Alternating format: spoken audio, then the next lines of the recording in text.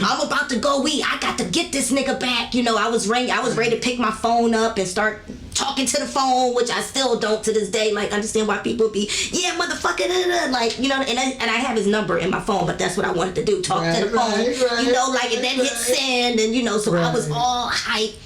And then I had to calm myself down because that's what I would have did, you know, 5 years ago. And now, like you say, I've done the work. I always look at the big picture. I had a very well-known comedian come for me a few years ago, and it came so out of nowhere. We had just worked together. Right. We were writing together. He had some tags for me. He reached out to my agent to get the tags for me. And then out of nowhere, he just came for my throat, came for my child, just was on one. And I'm just like, and I'm trying to reach out like, dude, what did I do? What did I do? You booked another job? No, let me tell you what happened. It all came out. I'm trying to reveal stuff to you. Another female comic who got accused of taking one of my jokes. I didn't know this. When she got accused of that, she flipped out and said, well, so-and-so be taking your jokes. Right. Me. Okay. And this comic, instead of calling me after you just saw me, we worked together, instead of calling me saying, yo, what's up? Instead, took her word and went on this rampage. And then when it came out she lied, they apologized to me, but it would have been nice had you done it publicly. Right. Because you raked me across the coals. Wait, said went on rants about you out in the public? Girl, like, Twitter's where we had Twitter. Oh, yeah. Oh, who? What's this? I mean, it's public knowledge. Corey Holcomb. But we good now. Me and Corey good now. We good now. We cool. We cool. We cool. What? We good. He apologized, we good. I'm good. I'm calm. Until he comes for you ain't nobody. I was just like, but it was like, because before he did it, when I went on tour with Kat, and I'm like, dude, I had just worked with him. I said, bro. I had just worked with him. He saw my set, was like, right, I got some tags for you, sis, get at me. And then like a week later, fuck this bitch, she's stealing jokes. And I'm like, huh? But why does he always come for women though, and not men? Why do you think he? No, I didn't see him come for some men. No, I didn't see him come for a couple of dudes. I done seen him come for some dudes. I see always women. I'm just like, bro. Maybe that's the clips they show, but I done definitely seen him chop some heads with men too. Cause I just think if you come for women, you're a bitch ass nigga. Yeah. You know what I'm saying? Like I'm not saying him, but we are a sassy nigga. Pull the tampon out your ass. You know what I'm saying? We're a sassy man apocalypse right now. Like no, just it's bitching the Heineken. But I don't get it. I don't know. Maybe it's I don't know. You'd have to ask him. Because honestly, I mean, no disrespect, I don't follow the show. Yeah. You know, I don't. Because I said, once you show me who you are. Right. I'm cordial with you. I mean, he came to my face in my dressing room of the show and apologized to me in front of other people. And I said, dude, we good. I just want you to know that I didn't do that shit. Yeah.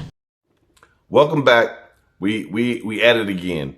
We have a response from Koko Brown, and she was on Tori Harts' podcast. And the first thing I noticed about the podcast is I think she could do better with the sound. Now, I'm not saying that I have the best setup. I'm here in front of my phone. That's it. Just me, my phone, and my thoughts. I don't claim to be a big podcaster. I plan eventually we're gonna build it up. But the first thing I noticed about her podcast, the sound was horrible. You got to fix that, right?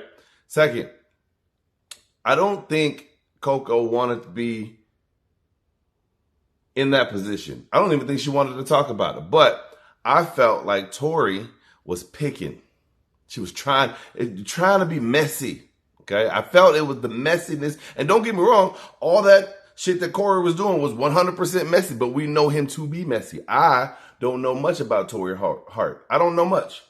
I heard that she went on tour with Cat Williams, right? I heard that. I've never heard a set, never heard a joke, so I can't even talk about her comedy at all. But Koko did respond, right, and say that Corey ended up apologizing, and that's crazy. I wouldn't think that were to be, to happen. I think that if that is the case, he should go and do it publicly, right? Because the way he talked about her publicly, he should be able to be a man and figure that out. If that actually happened. But to sit back and listen to Tori talk about, let me this is something that bothers me about women in any industry, right? In any industry, they always turn to one of two things. The first thing is men cannot have an opinion on women at all because they feel like they're coming for them. And I look at it like, you are not exempt from scrutiny as well. Now, all of that bitch and hoe and all of that is unnecessary. I can honestly say that. But if you are in the public eye and you do a job where you are out in public, you are subjected to being criticized. Male, female, but the ladies always seem to try to discredit the man by saying things like, oh, well, you a bitch ass nigga. Why you coming for a woman? Why you have an opinion on what women do? Because we have eyes.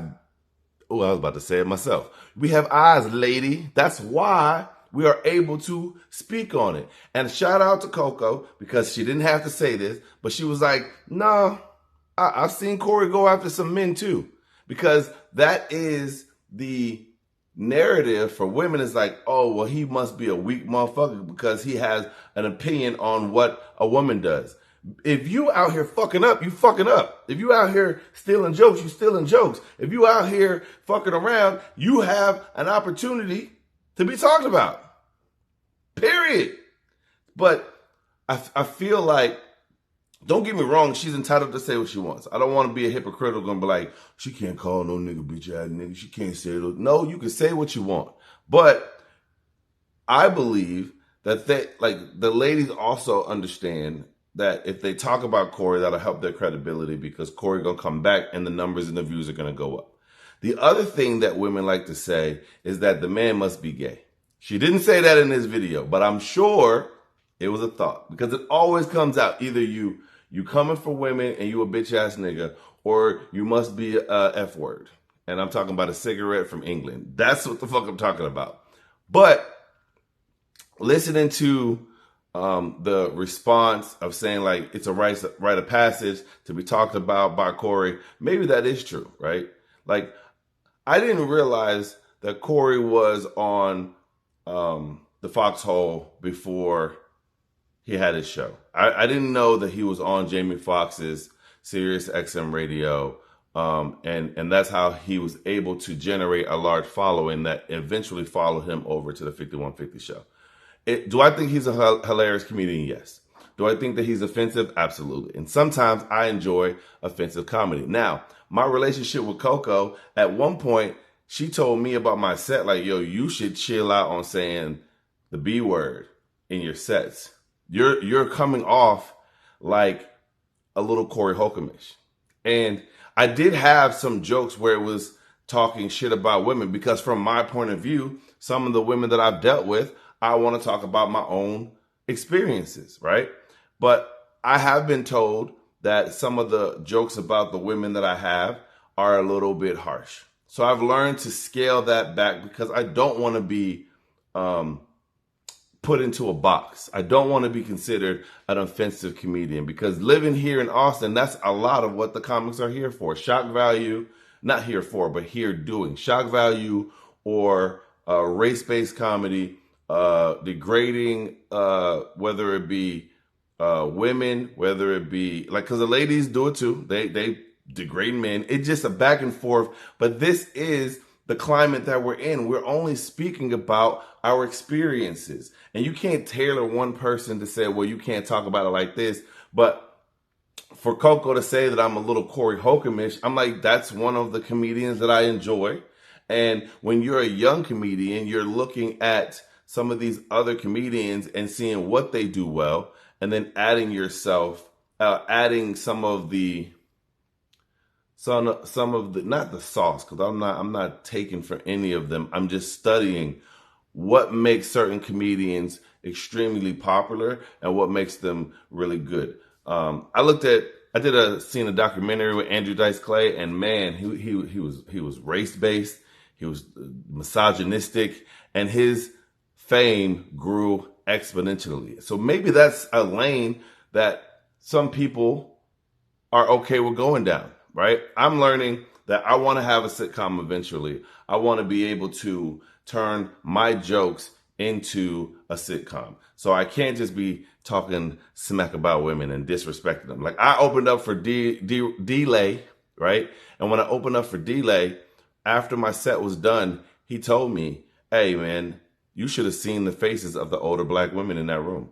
The comedy that you were doing, they were not feeling it. And it was because I was saying bitch a lot. And sometimes, hey, because I don't talk like that at home, I'm a character on stage. I'm like, yo, this bitch, shit, bitch, like that. And I've also been told if bitch is your punchline, then you're not that damn funny. So I don't use it as a punchline. I use it as an adjective. I don't know. I think that Koko took it well, right? And responded in a classy way. So shout out to her. No disrespect. Tori was straight up fishing and trying to get small clips in order to help build, because I've never heard her as a comic other than that Cat Williams took her on tour. And I don't even know how long that lasted, because now Monique's on there, Melody Camacho. So I don't know what that means, but you be the judge. But that's all I got for today, man. I just had to talk about it because I seen it and I was like, I did one side, I have to do the other side, because if I don't do the other side, then I'll be biased. And I'm trying to be unbiased and be honest with the viewers. So thank y'all for watching. I'll holla at y'all, nay. Later, nigga. Peace.